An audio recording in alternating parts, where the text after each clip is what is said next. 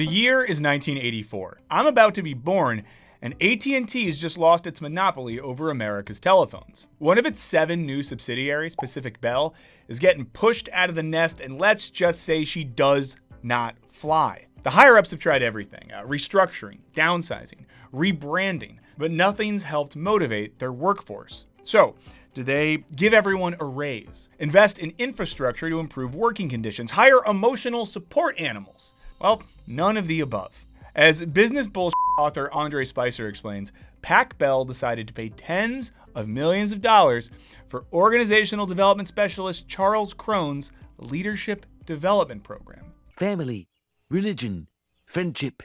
These are the 3 demons you must slay if you wish to succeed in business. A method he based in part on the teachings of late 19th century mystic and spiritual leader George Gurdjieff, whose work experience included entrepreneurial pursuits like capturing park sparrows, dyeing them with yellow pigment, and selling them as pricier canaries. My guy had that grind set. Gurdjieff's mystical theory that we spend our days in waking sleep and simply need to do the work to transcend to higher states of consciousness attracted the lights of Frank Lloyd Wright and Timothy Leary. If you don't know who those guys are, one of them built really cool houses. One of them tried to get everyone to take acid. His followers aimed to achieve transcendence through sacred dance, listening to music, and group discussions. By the 80s, the ethos had been spread by Gurdjieff's acolytes, eventually making it to Krohn, who remixed it with business logic to establish a 20-day program he called Kroning. Let me know in the comments what you think Kroning would be if it wasn't this. I have some ideas. They're bad. It consisted mostly of vocabulary lessons and group discussions about topics like the difference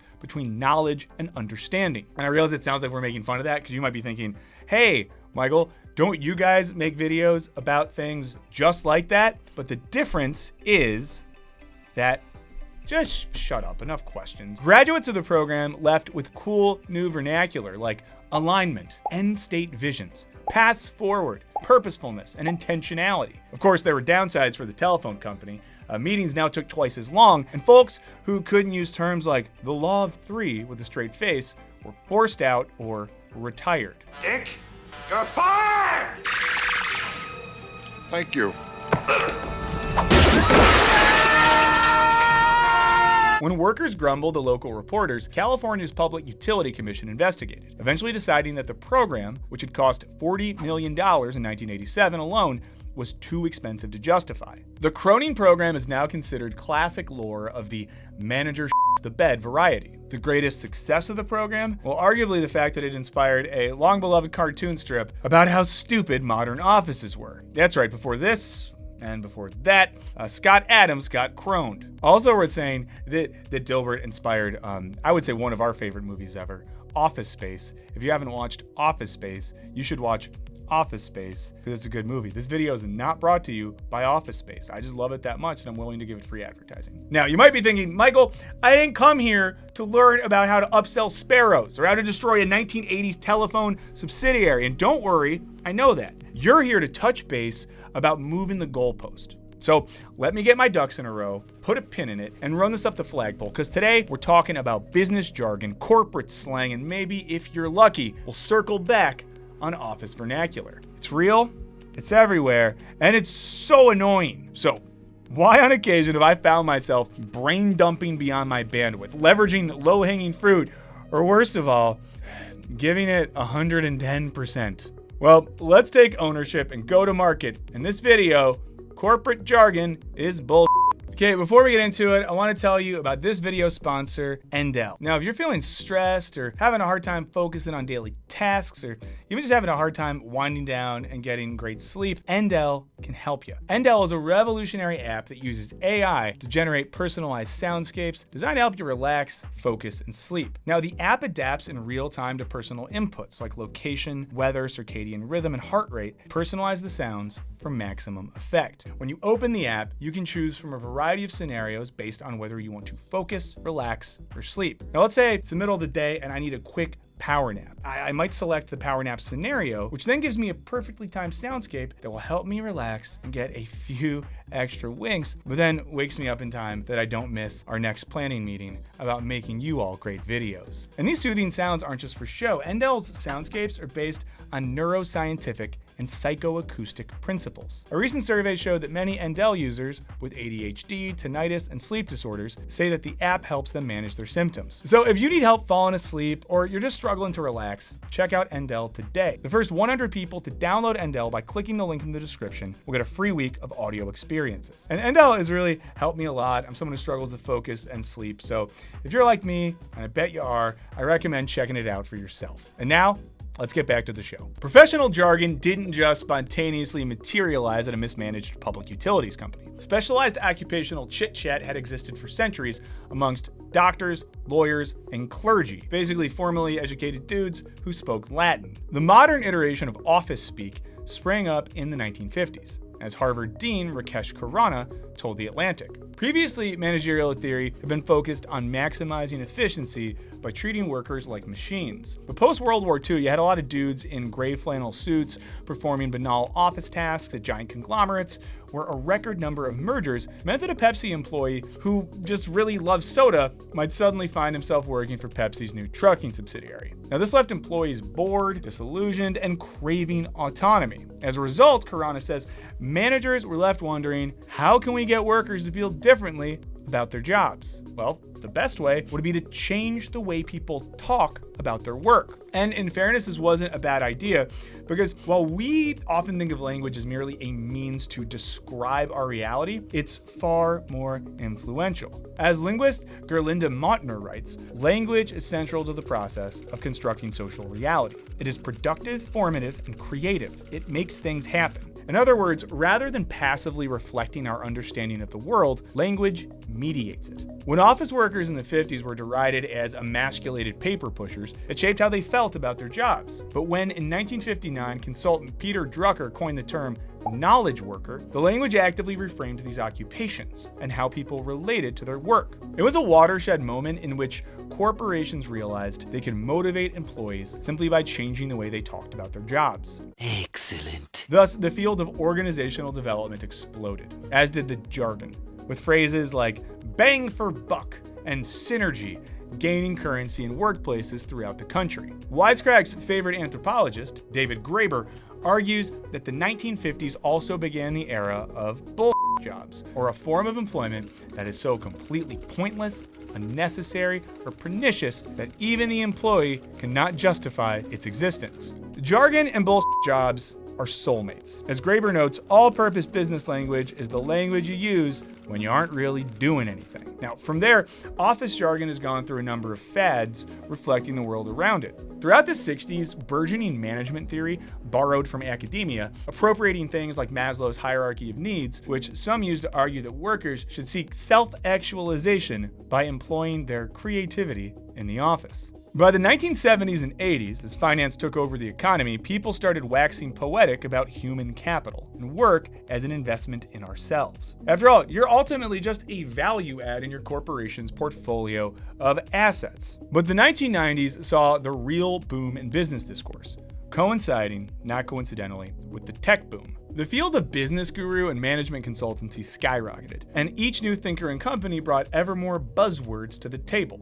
We need to synchronize, and we need to synergize. Now, notably, the jargon would start to sound softer than your coked out Gordon Geckos. Lunch? Oh, you gotta be kidding. Lunch is for wimps. 2024 prediction. This is the year where CEOs start doing coke again.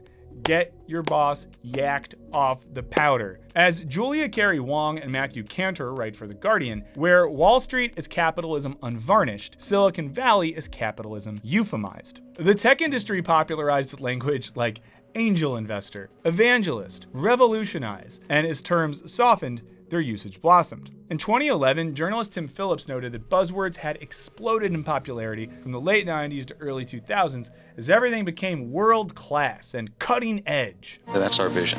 We're trying to change the world. You were actually 5 times more likely to be told to think outside the box in 2003 than you were in 1998. And between 2001 and 2009, you were twice as likely to be remunerated rather than paid, and 60% more likely to utilize rather than use your skills. You might think think that a once-in-a-generation financial collapse caused by a self-filleting big business might have exposed pompous corporate jargon for the bullshit it is. Also, if when you were a teenager you ever tried to self-fillate, shout it out in the comments. But in 2015, scholar Marnie Holborow noticed that business speak was even more pervasive than before the Great Recession, and she speculated that it had irrevocably become part of our social world.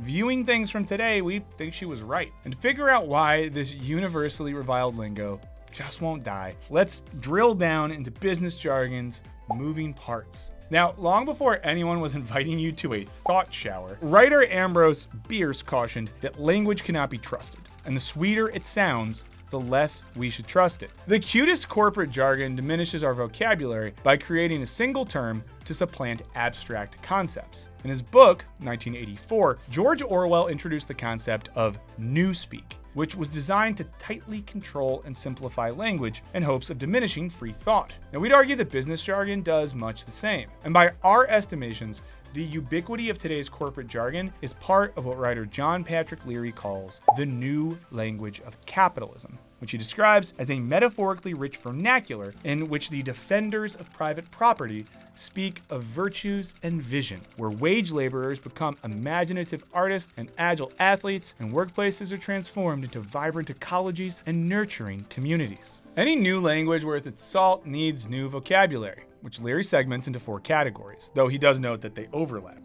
A, always be B, C, closing. Always be closing. Now first, you got body metaphors. Words like agile, flexible, and nimble, which Leary says frame our labors as an athletic contest governed by fair and transparent rules. A flexible worker can bend into as many different shapes as possible, while the idea of a lean company imagines the firm as a disciplined, practiced body, imbuing it with an ideal of constant improvement. Now, a lean company maximizes effort, productivity, and emotional investment while minimizing waste. Workers might take on more responsibility, but they get to be part of a lean and sexy team while they do it. Then there are morality keywords, which Leary says assure us that economic success is nothing less than a moral virtue. How embarrassing it was for me to try to cash a check today. I'm not going back to that life. Since its popularization in the late 90s, the term disruption, according to Leary, has become a capitalist morality tale with a distinct missionary tenor. Disruption creates a sense of epic proportions in business, reimagining 3 dudes dream of replacing bodegas with vending machines as brave explorers or valiant soldiers, rather than just some goobers trying to make a buck. Also, why are dudes like this? I mean, I'm a dude as well, but all dudes take the most boring like some dumb office job or some corporate thing, and they have to be soldiers or heroes or whatever. It's like, go join the French Foreign Legion, like explore the jungle, become a astronaut. You know, you can't make everything like cool and masculine. Like, I'm doing this right here. This isn't alpha. It's not cool. I'm not a warrior. I'm not a soldier. I'm a guy with very low muscle mass and, you know, moderate mental illness who's just in a room talking to a camera.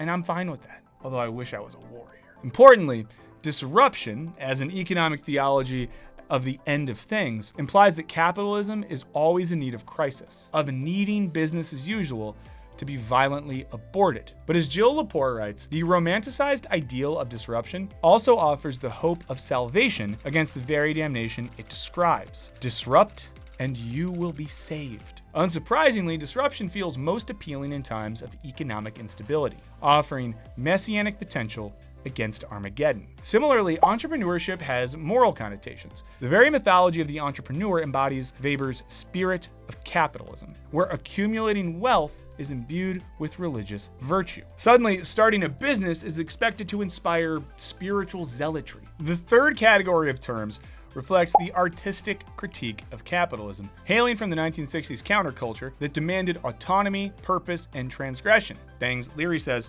that workers are now counseled to seek in their jobs. If the Industrial Revolution turned artisans into factory workers, these new terms invert that by romanticizing the bored project manager as a creative badass, capable of genius and irreducible originality. You're not a worker, you're a maker, unleashing human creativity. Of course, maker is, according to Leary, merely an artisan without the history of class consciousness. This kind of language borrows from the rebelliousness of anti-capitalist artistry and expression, while neutering the political sentiment. The last category is terms about the possibilities of technology, most notably synergy. Once used to refer to the biological functions of bodies and cells, in the 60s it began to describe the way distinct corporate elements could be unified to improve the overall function of a business. However, Leary notes that, as with all jargon, the use of the word synergy can mask what it's actually describing. He argues that in uncertain contemporary times, synergy reflects that companies are afraid of being taken over by someone who will get rid of the current crop of executives. Rather than just admit you're being eaten up by a bigger company, using the term synergy dresses up the vulnerability of executives in a language of unity.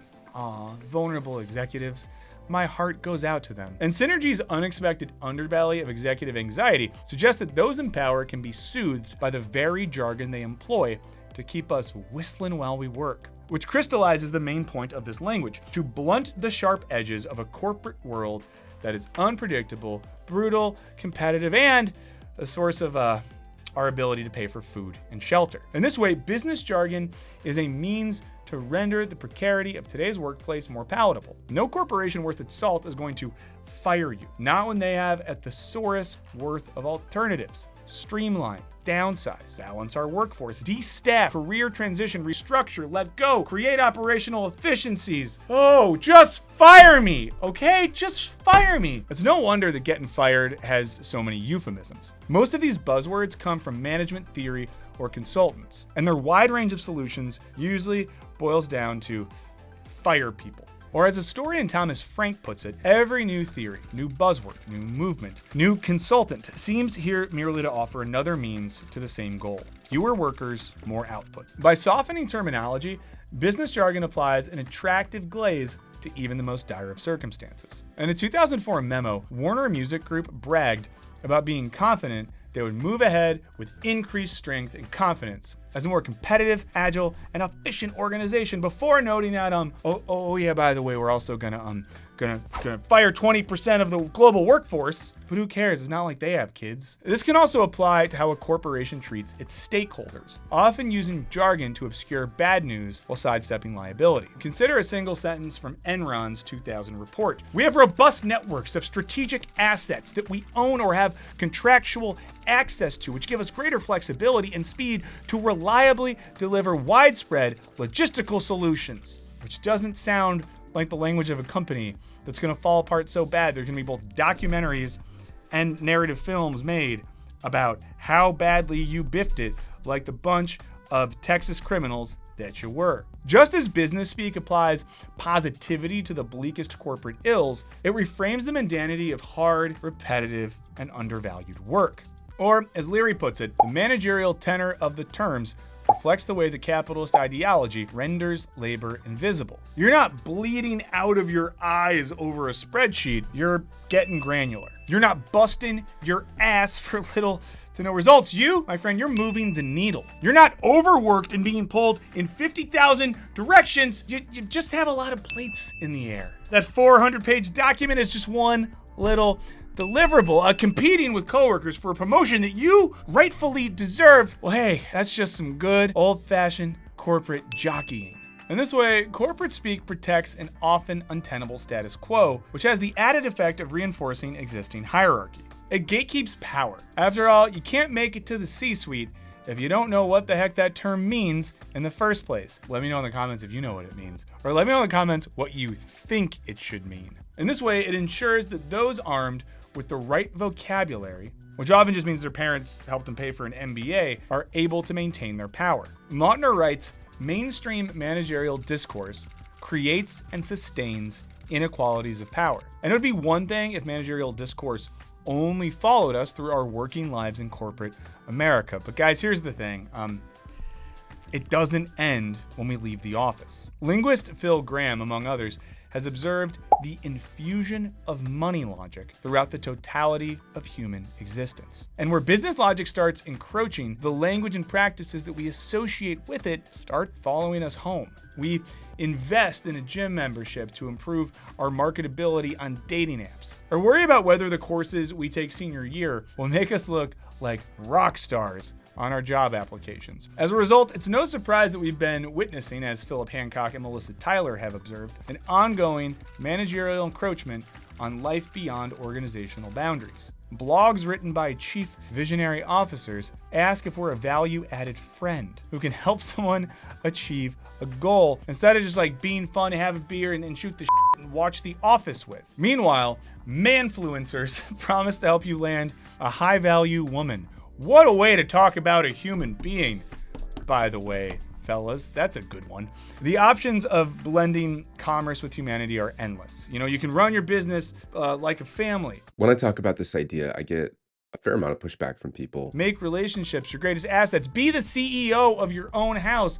Invest in your friendships. And all this logic takes a financial framework, which used to only extend to the workplace, and then grafts it onto the most intimate aspects of our lives. You know, like you could fire your penis. Mautner agrees, writing, "We are increasingly expected to manage our personal careers, lives, and relationships, and to do so with the tools originally developed to ensure the efficiency and effectiveness of corporations." It's common to see viral TikToks where someone talks about breaking off a friendship because it wasn't serving them or was draining their resources. And you know, it's fine to dump toxic friends, but when we talk about it the way that HR talks about layoffs, then things start to feel really weird. I don't have the capacity to invest in our friendship any longer. You know, we're told to audit our personal lives and manage our emotions and revamp our brands, but by now, our brands are just sort of our existence. And that's monetizable so long as we can get 100,000 people or so to look long enough. And what's interesting here is that some of the most cringe-inducing words we associate with work, like when our company calls us a family, or the head of HR promises a more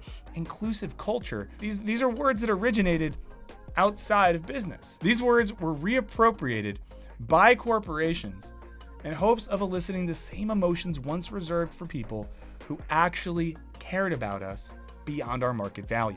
But now, corporate jargon has infiltrated so much of our language that it's hard to notice when we're talking in their vocabulary. It's like the two have just been irrevocably intertwined. As one Merrill Lynch ad put it back in 1999, corporations like to refer to themselves as families. Shouldn't it be the other way around? If my family was a corporation, I would definitely be the CEO.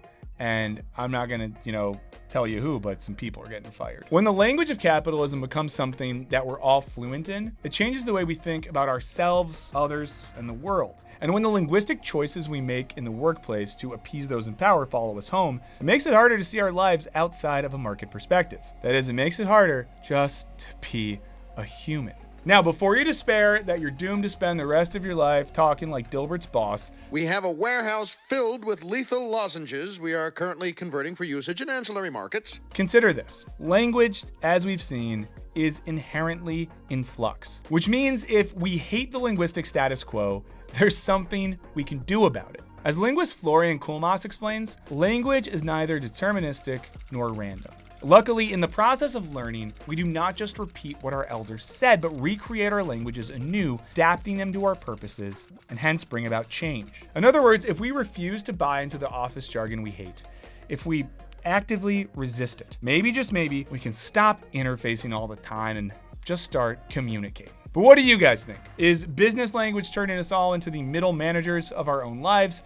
Can you truly synergize your work and personal lives? Or is this linguistic shift transforming us from humans into corporate subjects? Let me know in the comments. Okay, guys, thank you so much for watching. As always, I know I say this every time, but it means a lot. It really helps us that you're here, that you watch, that you comment, that you like, that you subscribe, that you share, all those sorts of things. And I want to give a huge shout out to our patrons. We have a Patreon, there's a link in the description, and by subscribing to that, you not only get some extra perks like videos early with no ads, access to our Discord server, some other fun things. It really supports us directly. It helps us not be so reliant on, businessy stuff like algorithms and ads and things of that nature. We also have a bunch of new stuff coming out on our Patreon in 2024. So it's probably the best time ever to join, some might say, if you're up for it. So consider that. There's a link in the description. If not, thank you just for being here. And know that if we were all part of one corporation, I would never downsize you for the sake of corporate efficiency. I'll see you later.